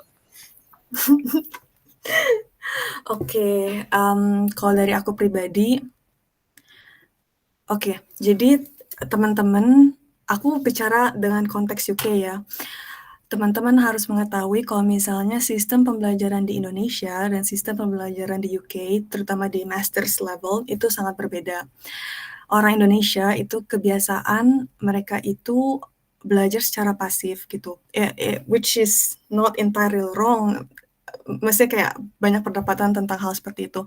Cuman ketika kita disajikan dengan setting pembelajaran yang berbeda di UK, di mana kamu encourage untuk lebih aktif atau lebih berpendapat, berdiskusi, itu cukup struggling. Karena bayangin aja teman-teman seumur hidup teman-teman biasa untuk datang ke kelas, duduk, dengerin dosen gitu kan. Dan dengerin guru atau dengerin dosen gitu. Dan pulang ngerjain PR, submit PR, belajar untuk tes gitu. Cuman kalau di UK, terutama di Warwick itu berbeda. Karena sistem perkuliahannya itu cukup menarik ya buat aku. Jadi pertama ini sekedar sharing aja, mungkin nggak applicable untuk semua jurusan TESOL atau bukan semua jurusan di UK, tapi just a fun fact. Kalau di TESOL di Warwick itu sistem pembelajarannya itu 1 minggu 1 mata kuliah dibagi 2 sesi. Jadi sesi pertama itu lecture, di mana emang dosennya itu yang kebanyakan memaparkan materi gitu, atau yang pokoknya the stage is on them gitu kan. Tapi bukan berarti kita pasif sama sekali, itu kita tetap di-encourage untuk nanya dan di-encourage untuk berdiskusi, itu terutama untuk dosen-dosen di TESOL-nya Warwick, itu mereka senang tiba-tiba pair discussion atau tiba-tiba group discussion in the middle of the lecture, itu juga possible banget. Kemudian datang ke lecture itu juga nggak bisa kayak datang dengan kepala kosong atau otak kosong, karena kalau misalnya datang dengan keadaan kosong bisa kemungkinan teman-teman nggak ngerti gitu apa yang akan dibicarakan, karena mereka itu nggak bimbing dari garis start gitu. Mereka itu bimbingnya itu agak di depannya gitu, karena garis startnya itu mereka udah kasih pre-reading lecture dulu gitu. Sebelum lecture-nya mereka udah kasih baca ini gitu. Jadi setelah pas di lecture-nya itu kita langsung bisa catch on gitu dengan topiknya begitu. Kemudian mereka nggak akan, they're not going to wait around for you to ask questions. Karena kalau misalnya teman-teman nggak nanya, teman-teman nggak akan ngerti gitu. Jadi kalau misalnya nggak ngerti, langsung nanya aja gitu, nggak apa-apa. Itu yang aku ambil. Kemudian tadi kan aku sebutkan kalau misalnya 1 minggu ada 2 sesi untuk 1 mata kuliah. Itu karena di the later part of the week itu ada yang namanya seminar. Nah, seminar itu in a smaller group, di mana teman-teman bisa lebih intimate dengan kelasnya gitu, lebih engage gitu, karena it's a smaller batch of students. Jadi dibandingkan dengan 100 orang di lecture hall, kalau misalnya 20 orang itu jadi lebih leluasa gitu untuk teman-teman nanya gitu. Misal teman-teman malu bertanya di lecture gitu. Walaupun itu nggak aku encourage ya, kalau misalnya bingung pas lecture juga harus nanya gitu. Nah, ketika seminar, itu mereka akan review materinya, but taking it to a more practical view, or taking it in a more interactive way. Jadi nggak lagi banyak one way, tapi this one bakal encourage untuk two way. How do they do that? Mereka akan ada interaksi setiap slide gitu. Jadi setelah slide nanti mereka langsung ada group discussion, atau langsung ada project, atau langsung kayak tanya jawab segala macam. Pokoknya itu lebih intimate dan lebih engaging gitu. Nah, perlu teman-teman ketahui juga, sebelum seminar juga ada pre-seminar task. Jadi lagi-lagi nggak bisa datang ke seminar tanpa baca, tanpa ngerjain tugasnya.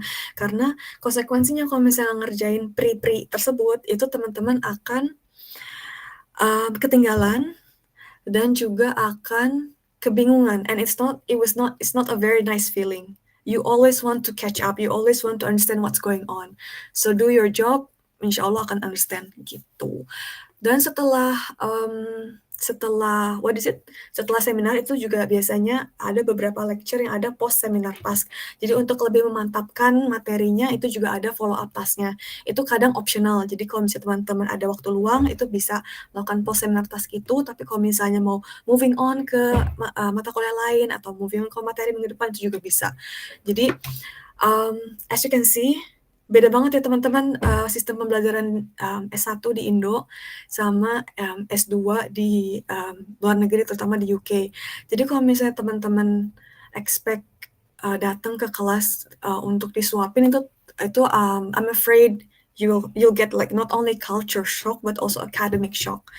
And you don't have a lot of time in the UK. UK itu walaupun mereka bilang 1 tahun ya teman-teman, itu nggak pure 1 tahun, itu kurang dari itu.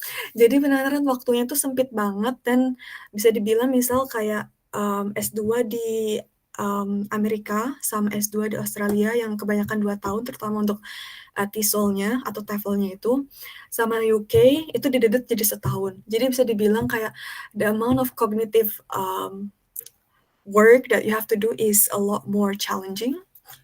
which can affect your mental health as well and also your physical health. Jadi banyak banget challenges-nya seperti yang tadi udah aku jabarin sebelumnya. Singkatnya, perbedaan sistem pembelajaran, kemudian perbedaan ekspektasi yang mereka punya juga beda, kemudian kena mental. Bukan berarti kena mental ya, Mas Ferry. Maksudku adalah kalau misalnya kitanya nggak pinter-pinter dalam manage pembelajaran dengan task sebanyak itu, bisa jadi nanti kewalahan karena task sebanyak itu tuh nggak masuk nilai teman-teman, itu masuknya ke otak. Karena nilainya itu nggak diambil dari task-task yang mereka kasih di throughout the semester gitu, kebanyakan modulnya gitu. Karena kebanyakan modul di MIT Soil and Warwick itu mereka 100% essay work gitu. Jadi pas akhirnya mereka suruh kita nulis esai sesuai kriteria masing-masing. Jadi bayangin kayak pas setelah semester kalian sibuk untuk catch up sama materi, terus tiba-tiba jeder, akhirnya kalian harus nulis esai gitu. Yang mana esai itu juga nggak gampang gitu. Jadi saranku, take away terbesarku dari MIT Soil and Warwick itu nyicil esai throughout the semester. Atau seenggaknya kayak nyicil searching kayak atau apa kayak, karena jujur bener-bener it's a lot. Mas Dadi nih masternya taking a lot at the same time. Kalau aku sih lebih ke ini, banyak kegiatan tapi kuliahnya malah nggak serius gitu. Karena kalau aku beda, kalau aku kan basicku kan guru, dan saya yakin teman-teman ini karena aku tadi share ke beberapa grup terutama guru ya. Jadi bisa dibayangin teman-teman yang guru itu kebiasaannya atau pekerjaannya sama bertahun-tahun itu adalah mengajar. Di kuliah S2 kita tidak praktik mengajar, praktiknya malah dikit, bisa jadi malah nggak ada. Tapi kita diminta untuk membaca jurnal, berdiskusi, bertukar pikiran, lalu menuliskan esai, tugas. Nah, yang tidak terbiasa nulis esai seperti saya, yang academic writing-nya jelek, bisa dibayangkan pasti kalang kabut. Nah, jadi kalau untuk dari saya, tantangan terbesar adalah academic writing gitu. Kalau teman-teman sudah terbiasa menulis paper, menulis jurnal, itu pasti ringan. Tapi kalau background-nya adalah kita semua yang setiap harinya adalah ngajar, tiba-tiba disuruh menjadi pemikir, periset, apalagi sekarang disertasi ya, saya dan Kak Nurul sedang di tengah proses disertasi, di mana disertasi itu ada project, kita ngumpulin data, analisa, bikin tulisan, diskusi segala macam. Itu kalau tidak ada background itu sulit sekali. Saya sampai komplain ke kampus, termasuk supervisor saya. Ini kenapa sih kok nggak ada gini itu? Ternyata salah satu jawabannya adalah ya karena bayangannya sih di S1 sudah dapat gitu. Kita tidak kosong gitu ketika ambil kuliah ini gitu. Tetapi memang dia juga menyadari bahwa untuk orang-orang seperti saya yang bukan fresh graduate, yang sehariannya adalah mengajar, pasti akan kesulitan. Makanya kampus itu sebenarnya punya layanan khusus untuk academic writing. Tetapi tidak ada salahnya kalau misalkan teman-teman sudah menyiapkan sebelum berangkat studi gitu. Academic writing itu penting banget, bener yang Mas Dani bilang. Wah, berarti udah terspill semua ya teman-teman untuk challenge di S2, especially in the UK. Jadi sebisa mungkin teman-teman yang udah fix pengen lanjut S2, especially di UK, bisa mulai tuh nyicil-nyicil belajar nulis atau mungkin baca-baca artikel dan lain-lain. Jadi semoga jalan kita dan juga usaha kita dilancarkan, especially untuk Kak Nurul dan Mas Dani, semangat untuk disertasinya, semoga lancar dan lulus tepat waktu. Amin. Oke. Sepertinya udah nggak ada lagi pertanyaan ya. Mungkin satu pertanyaan lagi, mungkin Mas Dani, ini masih berkaitan dengan academic writing. Bedanya academic writing sama casual writing itu apa sih, Kak? Mungkin bisa dijawab dulu sama Mbak Nurul, bedanya apa?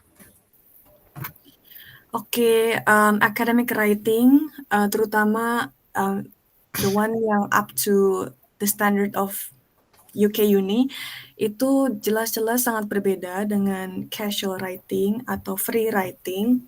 Menurutku setiap uni, bukan menurutku ya, ini faktanya teman-teman, setiap uni itu punya kriteria, marking kriterianya masing-masing gitu. Jadi bagusnya itu di UK mereka itu kan mostly 100% essay assessment. Itu mereka juga akan reveal di awal semester itu essay yang mereka cari atau essay yang mereka pengen dapetin itu essay yang seperti apa gitu. Terutama untuk di Warwick sendiri itu ada 4 kriteria. Kriterianya itu aku nggak ingat by memory ya, tapi lebih ini secara kasarannya teman-teman. Pertama, does your essay answer the question? Karena nanti bakal ada essay question ya, misal kayak write about blank blank blank gitu. Does it answer a question? And then is it logical? Is it structured well? Is it jadi apakah juga disupport oleh academic and also reliable sources? Itu juga mereka juga minta. Jadi lebih kayak konten, struktur, dan referencing kalau nggak salah. Bener nggak Mas Dani? Ada yang aku miss nggak? Iya, jadi kurang lebih gini, bayangin misalkan jurnal, paper jurnal, akademik jurnal kurang lebih seperti itu gitu. Jadi ada strukturnya, terus ada apa namanya, kontennya apa, terus yang terutama untuk referencing ya, sistem referencing kan berbeda untuk tiap kampus ya. Kalau di Warwick, social science kebanyakan pakai APA, sudah saya tulis ya. APA itu kalau nggak salah American Psychology Association or something like that.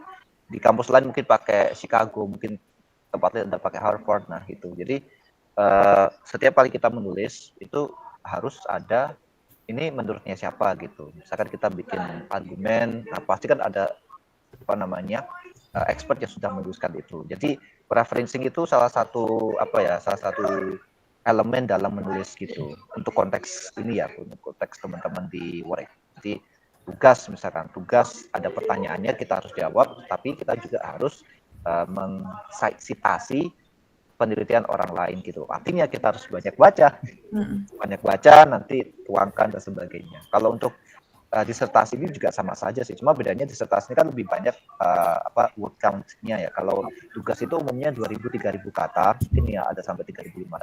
Tapi kalau untuk disertasi S2 ini kan karena akhir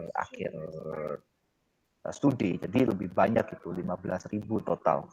Di 15.000 ada beberapa bab ya, ada introduction, terus literature review, finding, discussion, conclusion, ada lagi kelewatan. Pokoknya itu. Nah itu, jadi kita harus ngumpulin data, dianalisa, terus habis itu quote citasi banyak orang ya, kurang lebih seperti itu. Benar. Terus mau nambahin? Mau bertanya? Oh ya, silakan lanjutin dulu. Nggak, cuman tadi mau highlight perbedaan free writing sama academic writing. Yang paling menonjol menurut aku adalah misal kamu nggak bisa berargumen A tanpa basis apapun gitu. Jadi apapun yang teman-teman nanti tulis gitu harus ada literaturnya gitu yang di-review. Jadi gitu mungkin bedanya kalau misalnya free writing, kalau misalnya teman-teman menulis apapun, it's up to you gitu. Academic writing doesn't work that way gitu. Makanya sulitnya karena seperti yang tadi Mas Dani udah bilang, harus banyak baca gitu. Okay, thank you very much untuk Kak Nurul sama Mas Dandi. Semoga cukup menjawab pertanyaan tentang perbedaan free writing dan juga academic writing. Ini ada pertanyaan terakhir Kak dari Kak Ferry Yun Kurniawan. Silahkan open mic. Silakan Pak. Ini Pak ini. Terima kasih Mas Dani, ini sepertinya salam kenal gitu ya. Salam kenal Mbak Nurul, Mbak Putranada. Ini saya perkenalkan, saya penjaga warung kopi gitu ya. Mau nanya tadi soal academic writing ya. Kan Mbaknya kalau nggak salah S1-nya di Indonesia ya, betul ya? S1 di Indonesia Pak. Ya, oke. Artinya ada perubahan yang signifikan ya ketika dulu di S1 katakanlah biasa menulisnya itu kan pola pikir kita tuh tidak linear seperti mereka harapkan di esai ya. Betul nggak sih? Kalau yang saya baca-baca di koran gitu sih. Kira-kira berapa lama sih Mbak dari switch-nya dari pola pikir kita yang selama ini ada di kampus Indonesia dalam menulis begitu ya, apakah nulis jurnal ataupun mengerjakan esai. Kan biasanya kalau kita kuliah dulu di Indonesia ya tulisannya ya begitu gitu ya. Maksudnya begitu dalam artian ya akademik sih, tapi tidak linear juga. Kadang-kadang kita terlalu banyak bertele-tele gitu nggak sih Mbak? Kira-kira switch-nya itu berapa lama Mbak gitu? Untuk bisa switch. Oke. Pertanyaan yang sangat menarik dari Pak Ferry. Berapa lama untuk switch dari pola pikir nulis esai di S1 ke nulis esai di S2? Perjalanan beasiswa aku itu cukup cukup cepat gitu ya. Jadi daftar lagi awal tahun 2022, kemudian pertengahan tahun 2022 itu keterima, kemudian akhir 2022 itu langsung berangkat gitu. Jadi aku nggak ada latihan academic writing terlebih dahulu gitu, karena banyak banget tetek bengek yang harus diurus gitu untuk langsung berangkat ke UK. Jadi bisa dibilang menurut aku nggak lama. Dan kenapa bisa nggak lama? Karena pas nyampe di UK, pas induction, itu program leadernya itu langsung ngasih tahu ini esai yang kita mau gitu. Ini esai yang kita mau lihat, karena kita akan nilai esai kalian pakai marking kriteria ini, nggak pakai marking kriteria apapun gitu. Jadi mau nggak mau, kalau misalnya mau dapat nilai yang bagus gitu, itu kita harus langsung switch ke marking kriterianya mereka gitu. Dan kalau misalnya mau terbiasa sama how academic writing in UK works, itu kita harus banyak-banyak baca jurnal UK publish gitu, terutama di bidang pendidikan bahasa Inggris gitu. Jadi semakin banyak baca, semakin paham layoutnya, semakin paham bahasanya yang diinginkan seperti apa gitu. Kemudian terutama structure dan how to answer the essay. Jadi lagi-lagi Pak Ferry, kalau misalnya dari aku pribadi mungkin berbeda sama Mas Dani, aku nggak begitu banyak adaptasinya, karena langsung kayak mengesampingkan atau meninggalkan mindset yang udah nggak dibutuhin lagi di UK, dan langsung adaptasi sama apa yang dibutuhkan sama Warwick gitu.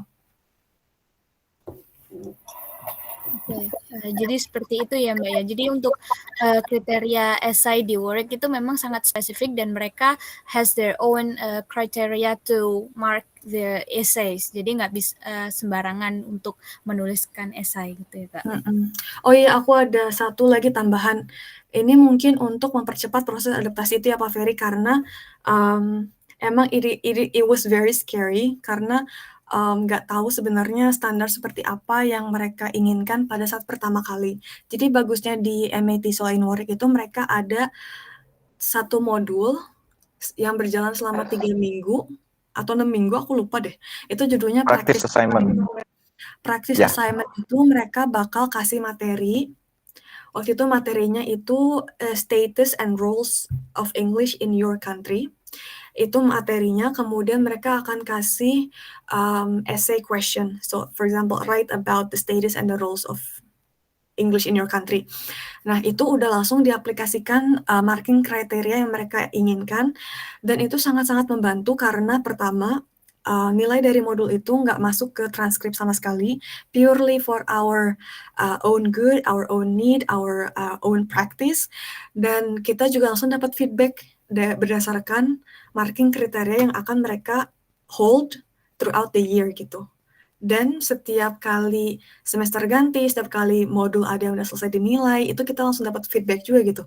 Dan menurut aku terbantu banget dari practice assignment, karena it set a certain standard, sama juga feedback dari previous essays. Karena kan sekarang semester 3 aku sama Mas Dani. Jadi feedback dari semester 1 sama semester 2 itu membantu untuk disertasi gitu. Jadi semakin pembiasaannya semakin digencarkan karena ada feedback tersebut. Wah, menarik sekali ya Mbak Nurul ya untuk modul spesial ini ya yang ada di Warwick. Jadi teman-teman bisa dipertimbangkan lagi nih kalau misalnya ingin mencari untuk TESOL di Warwick, ada offer spesial yang di mana mereka memberikan modul untuk berlatih mengenai how to make a good essays and how to meet their marking criteria. And again, teman-teman yang lain bisa di search di masing-masing kampus, and I think that this kind of module will be really helpful for us and for you who wants to improve your writing skills. Oke, anyway, thank you very much untuk Kak Nurul dan juga Mas Dani atas insight-nya. Sebelum kita tutup pada event kali ini, just for your information, teman-teman bisa gabung untuk komunitas Ngopi Aksi. Ya, jadi Ngopi Aksi ini merupakan komunitas guru partner dari Indonesian Teaching Community, dan saat ini mereka mengajar kelas untuk guru. Nah, untuk gabungnya bisa dilihat di chat box, mungkin bisa di-up lagi. Silahkan teman-teman yang ingin tahu lebih tentang Ngopi Aksi Community ini. Oke, untuk acara berikutnya adalah penyerahan simbolis untuk sertifikat kepada Kak Nurul selaku pemateri pada acara malam hari ini. Saya izin share screen, Kak. Mungkin bisa di-stop dulu share screen-nya. Saya share untuk sertifikatnya dan sekalian untuk take a picture. Bentar.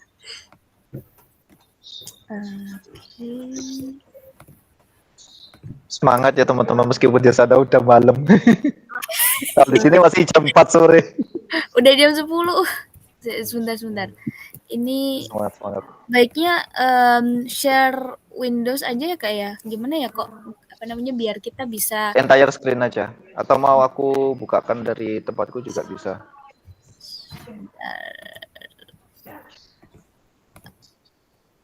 Wah, di Aceh udah malam katanya. Semangat ya Mbak Erlina. Iya, mungkin Kak ini bisa dibantu untuk share screen. Udah muncul ini dari laptop. Aku aja Kak, ya oke. Aku aja ya. Biar kelihatan juga gitu. Oke, biar aku aja yang share. Udah kelihatan? Ya, nanti biar aku yang nge-screenshot untuk aku yang nge-screenshot. Oke. Kak Nurul silahkan give me your post untuk Okay. saya izin share screen ya. Saya izin screenshot 1, 2, 3. Oke, thank you. Terima kasih banyak untuk Mbak Nurul dan juga Mas Dani. Untuk akhir kata, terima kasih banyak untuk Kak Nurul. Before that, do you have any closing statement atau pesan untuk teman-teman yang ada di meeting ini biar kita lebih semangat lagi untuk to achieve our dream? Okay. Take away a closing statement. Okay. Menurut aku teman-teman, I know mencari beasiswa itu sulit, mendapatkan beasiswa itu sulit, but it will be worth it. It will be very worth it. Dan kalau misalnya teman-teman ada kesandung di tengah jalan, don't worry. Take a step back, learn from your mistakes, and continue your journey. Because your failure does not define you.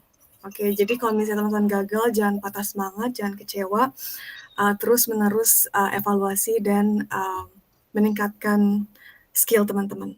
Begitu ya teman-teman, semangat semua. Kalau misalnya ada yang mau ditanyakan, atau ada yang mau curhat, atau mau sharing, bisa reach out ke Instagram aku. Begitu. Alright, thank you Semangat very dan much. jangan menyerah. Ya, tetap semangat dan jangan menyerah ya. Oke, thank you so much sekali lagi kepada Kak Nurul untuk this discussions dan juga materi mengenai how to achieve scholarship, especially in LPDP, dan juga sharing pengalaman tentang master degree in the University of Warwick. Semoga sharing pada malam hari ini sangat bermanfaat untuk kita semua. Dan akhir kata, saya selaku moderator mengucapkan banyak-banyak terima kasih kepada para pemateri dan juga para peserta. Sebelumnya, mari kita berfoto bersama. Kita foto bareng dulu ya kayaknya. Oke. Sebentar. Untuk fotonya mungkin bisa dibantu Mas Dani. Saya bantu. Oke, Kita- siap ya. Bisa Ya, open teman-teman bisa on cam. cam ya. Tapi sayangnya ini cuma satu halaman. Kalau di Zoom kan bisa digeser, nggak apa-apa ya. Ini halaman yang kelihatan aja ya. Oke, siap ya. Smile. 1, 2, 3. Oke, siap. Oke, terima kasih Mas Dani dan terima kasih semuanya atas perhatian dan juga waktunya. Mohon maaf apabila ada